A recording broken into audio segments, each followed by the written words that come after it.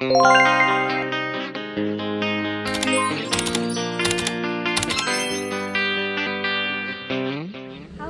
Assalamualaikum warahmatullahi wabarakatuh. Perkenalkan, nama saya Desya Amalia dari Prodi D3 jurusan Teknologi Laboratorium Medis, ingin membawakan materi mengenai sistem reproduksi pria dan wanita. Yang pertama ada sistem reproduksi pada pria. Nah, sistem reproduksi pada pria yaitu bagian-bagiannya yaitu penis. Penis berfungsi sebagai saluran kencing atau saluran urin sekaligus tempat keluarnya sperma. Kemudian ada yang kedua ada skrotum, yaitu berperan untuk menjaga suhu testis agar sesuai untuk memproduksi sperma. Pada skrotum terdapat 2 buah testis. Kemudian ada testis. Testis adalah alat kelamin bagian dalam. Fungsinya adalah untuk memproduksi sperma dan hormon testosteron. Kemudian ada yang keempat, ada epididymis yang merupakan saluran yang keluar dari testis. Fungsinya adalah sebagai tempat penyimpanan sperma sementara. Kemudian ada yang kelima, ada saluran uretra. Adalah saluran yang terdapat dalam penis dan merupakan akhir dari saluran reproduksi. Perannya adalah sebagai saluran keluarnya sperma dan urin. Kemudian ada yang keenam, ada vaskula seminalis, merupakan kelenjar yang menghasilkan zat yang berisi basa atau alkali. Fruktosa atau gula monosakarida adalah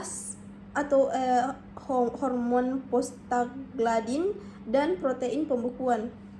Kemudian yang ketujuh, kelenjar prostat terletak di bawah kandung kemih. Fungsinya adalah menghasilkan cairan yang bersifat asam. Kemudian ada yang ke 8, ada kelenjar Cooper yang menghasilkan lendir dan cairan bersifat basah. Fungsinya adalah untuk melindungi sperma dan dengan cara menetralkan urin yang memiliki pH asam yang tersisa dalam uretra.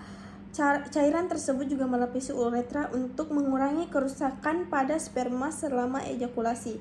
Struktur dari sperma yang dihasilkan oleh laki-laki dapat dilihat pada gambar samping.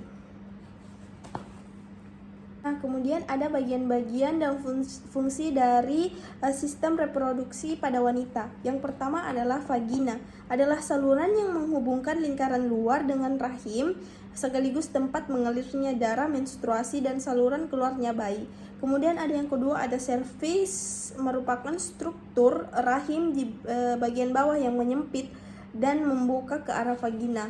Kemudian selanjutnya ada yang ketiga, yaitu saluran telur atau tuba Fallopi yang ada di kedua sisi.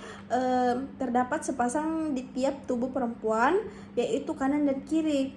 Oviduk memanjang ke arah samping dari uterus. Fungsinya adalah untuk membawa sel telur dari infundibulum ke rahim.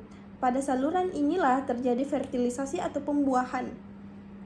Kemudian ada yang keempat, ada indung telur, merupakan tempat kumpulan sel disebut folikel.